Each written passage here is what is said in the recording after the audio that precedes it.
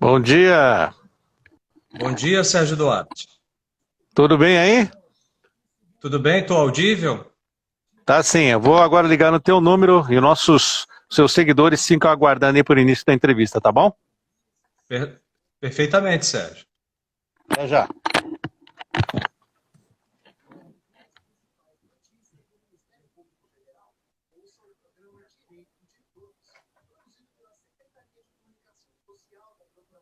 Só um minuto, gente. Questões de estúdio.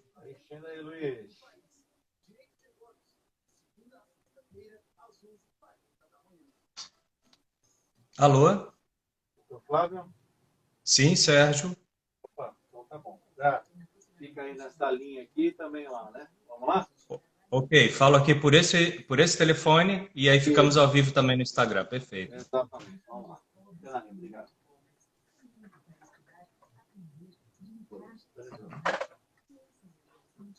Oi, você?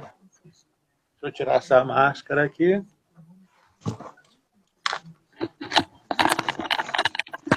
Dentro de instantes, então, eu, Dr. Flávio Grutti, vamos estar ao vivo na Rádio Justiça falando sobre guardas nessa época de pandemia, né, Dr. Flávio? Assunto tormentoso, Sérgio. Vamos falar bastante aqui. Vamos tentar esclarecer alguns pontos importantes aqui para os pais e para as mães. Então, está certo. Daqui a pouquinho, então, só voltar do intervalo, entramos ao vivo, simultaneamente na sua live e também aqui pela Rádio Justiça. Só um minuto. Pois não, Sérgio. É muito fone de ouvido para colocar. Eu estou cheio aqui, né? Tem dois telefones conectado ao computador, mas aí é E contigo a estamos de volta tecnologia. com Revista Justiça, começando a segunda hora desta segunda-feira, dia 22 de junho de 2020. Agora 9 horas e 7 minutos. A Justiça concedeu a guarda de filha ao pai enquanto a mãe realiza mestrado fora do Brasil. Em decisão unânime, a quinta turma civil do TJDFT concedeu a um pai a guarda unilateral da filha que estava com a mãe desde a separação do casal, pelo período em que a genitora estivera em Portugal para os estudos e mestrado. A decisão do colegiado levou em conta que ambos, os pais, eles possuem condições de exercer a guarda da criança. No entanto, a mudança da menor para outro país a afastaria do convívio com parentes maternos e paternos e com o próprio pai. Vamos tratar desse tema, guarda e convivência com os filhos em tempos de pandemia.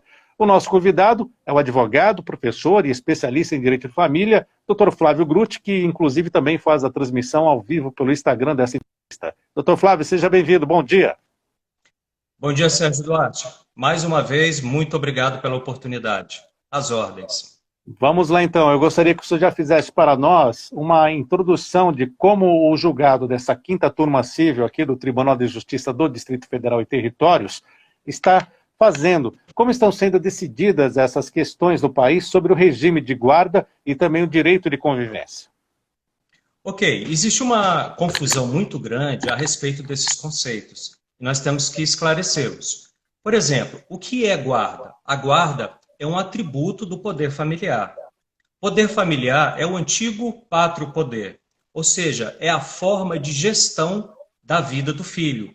Como que serão cuidados os filhos no tocante aos interesses atuais e aos interesses futuros. Portanto, a guarda, resumindo, é como e quem vai gerir a vida dos filhos presente e futura.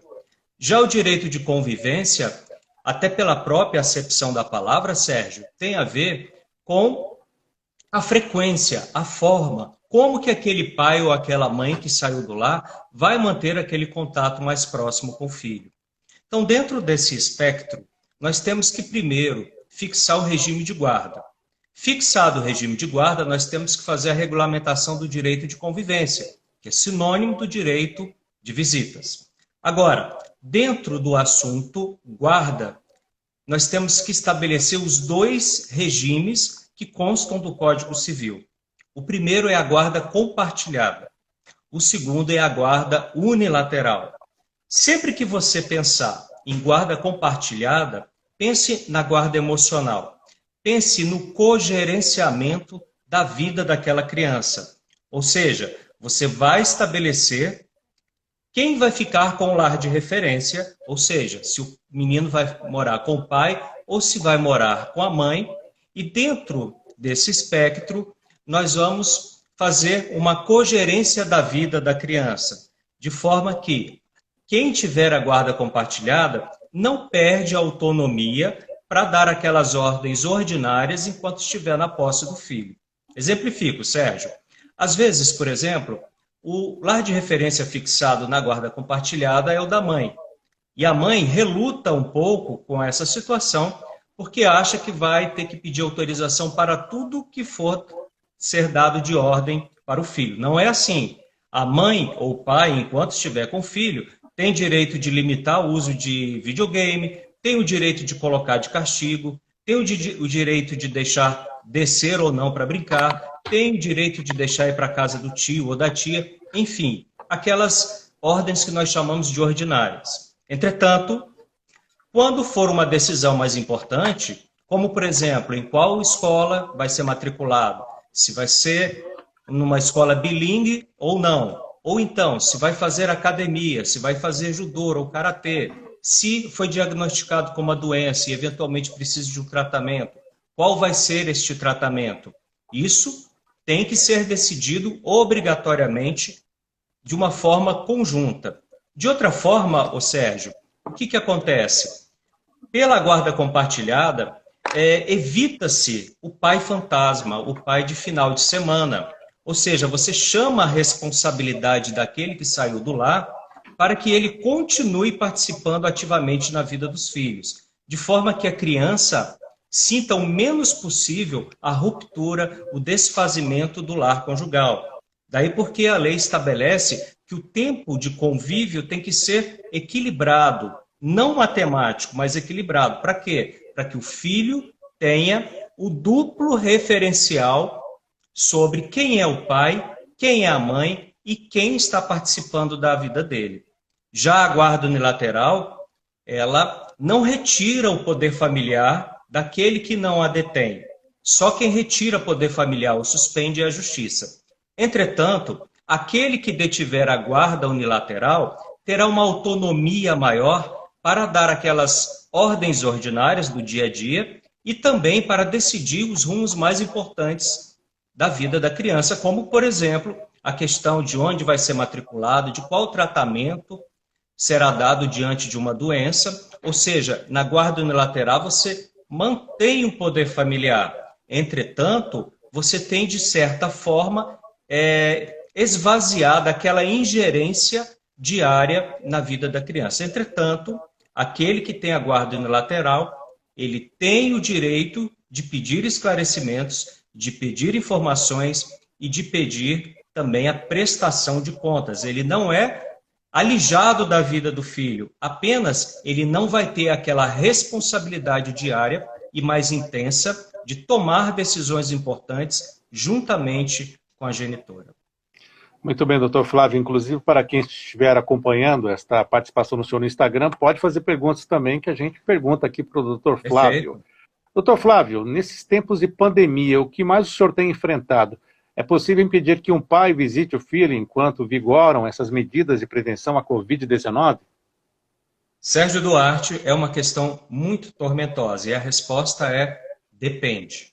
Isso tem a ver com uma sensibilidade muito grande dos casais e dos advogados que eventualmente forem contratados. Ainda não há uma jurisprudência porque o assunto é recente, mas o que eu posso dizer sobre a linha decisória dos juízes?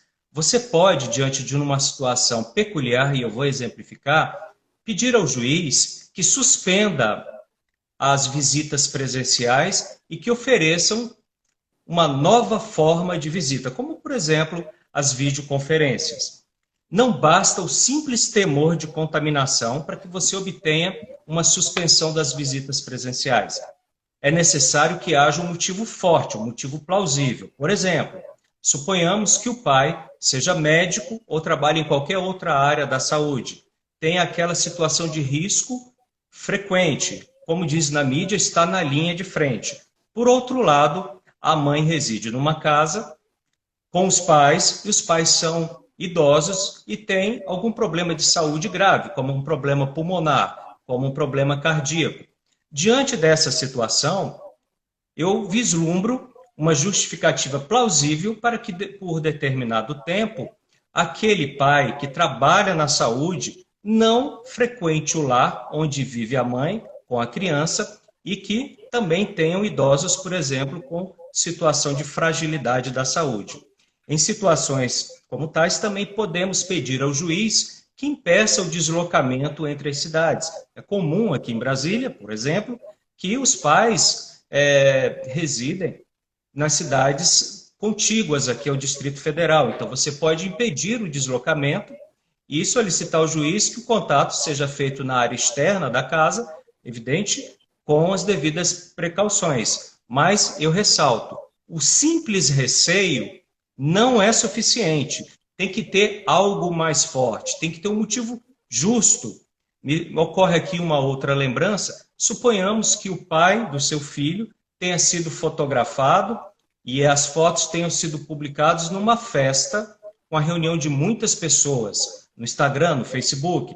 Isso é um motivo forte para suspender, não em definitivo, apenas suspender as visitas presenciais ante a notícia, ante a prova escancarada de que ele não está fazendo a quarentena ou tomando as medidas preventivas.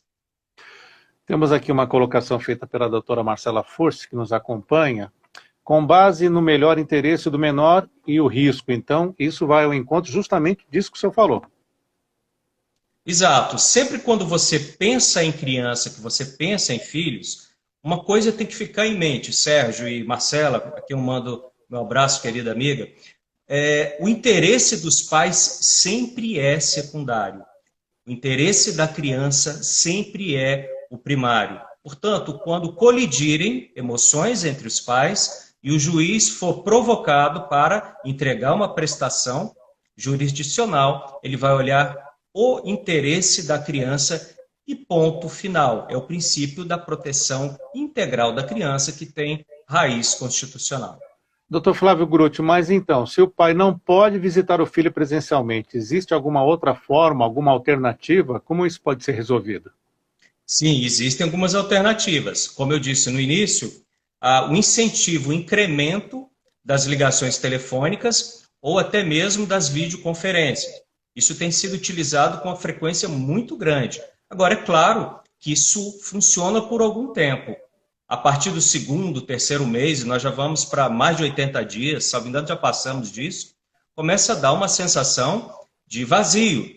E nós temos que tomar um cuidado muito grande, Sérgio Duarte, com a questão da manutenção dos laços de afetividade e os laços de afinidade. Não é possível que isso se prolongue por tanto tempo a ponto de o pai e o filho começarem a perder os laços, as referências um de outro. Como eu disse, principalmente na guarda compartilhada, o filho tem que ter o duplo referencial. Quem é o meu pai? Quem é a minha mãe? Qual é o papel de um ou de outro? O que eu tenho sugerido para casais que enfrentam situações como tais? Se as medidas se prolongarem por muito tempo e se a situação já estiver insustentável, proponha ao seu marido, proponha à sua esposa que haja uma compensação futura.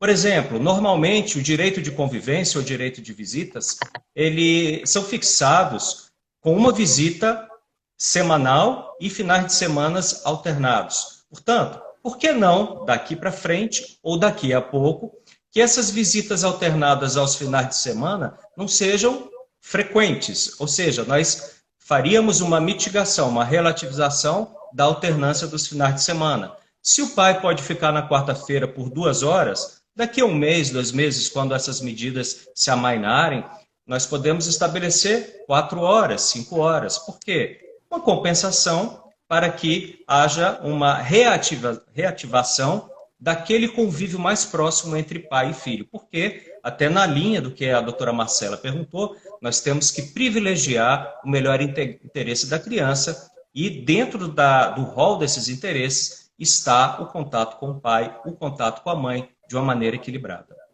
Doutor Flávio, para a gente encerrar, com a experiência do senhor, como é que um pai ou uma mãe que precisa estudar no exterior e está nessa situação, igual foi decidida pelo TJDFT, que a guarda ficou com o pai porque a mãe vai para Portugal, Como esse pai ou essa mãe deve proceder, então, para estudar no exterior? É possível que ele vá e leve o filho ou não? É possível que ele vá e leve o filho se houver uma concordância. Nós temos aí duas vertentes, Sérgio Duarte. Se a mãe pretender viajar para o exterior para fazer um mestrado, como foi o caso dos autos, por exemplo, e tiver um ânimos, uma vontade de permanecer muito tempo, ou quiçá de não voltar, a situação se complica um pouquinho. De qualquer forma, havendo dissenso, a falta de concordância, a mãe, se não obtiver a autorização do pai, tem que ingressar com uma ação chamada de suprimento judicial, ou seja, aquela vontade do pai não consentida será substituída pela decisão do juízo. E aí nós temos que pedir o suprimento da autorização para viajar e também a autorização para mudança temporária do lar de referência. Ok? São dois pedidos. Você supre a vontade não consentida e você também obtém a autorização do juiz para modificar temporariamente o lar de referência daquela criança. Evidente que essa ação ela tem que ser muito bem aparelhada. Tem que ter a prova da matrícula do menino no país para o qual a família irá se mudar. Tem que ficar comprovada a residência e tem que ficar demonstrada, sobretudo, que aquela mudança não vai ser prejudicial à criança. Vai ser até benéfica, por exemplo, porque vai aprender um segundo idioma. Agora, se a mãe tiver como objetivo não apenas ficar temporariamente no exterior e ela quiser mesmo mudar-se para outro país, aí não vai ser suprimento de consenso para viajar. Vai ser uma reversão de guarda. De forma que, se existir uma guarda compartilhada, que é a regra no direito brasileiro, essa mãe vai pleitear uma reversão para a guarda unilateral, porque nós temos um posicionamento jurisprudencial amplamente dominante de que a guarda compartilhada só é possível quando pai e mãe residem na mesma cidade, até para não vulnerar os princípios desse Instituto da Guarda Compartilhada, em que pese haver alguns posicionamentos isolados de que essa distância geográfica pode ser suprida pelos meios modernos de comunicação. Portanto, Sérgio, finalizando, se não tiver autorização, suprimento para viajar cumulada com a permissão para alteração temporária do domicílio. Portanto, se a mulher quiser sim mudar de país, aí vai ter que ingressar com uma ação de reversão de guarda, saindo da compartilhada, indo para unilateral, mas sem se descuidar de facultar ao pai amplo acesso ao filho por meio de videoconferência e, quem sabe, de ampliar o período de convivência nas férias. Muito bem, repercutimos aqui uma decisão da 5ª Turma Civil do Tribunal de Justiça do Distrito Federal e Territórios que concedeu a guarda da filha ao pai enquanto a mãe realiza o mestrado fora do Brasil. Falamos sobre guarda e convivência com os filhos, principalmente agora em tempos de pandemia, com o advogado, professor, especialista em direito de família, Dr. Flávio Grutti. Dr. Flávio, muito obrigado por estar conosco aqui na Rádio Justiça e até uma próxima. Até uma próxima. Muito obrigado mais uma vez pela oportunidade, Sérgio. Sempre às ordens. Muito obrigado. Agora, 9h23. Tchau.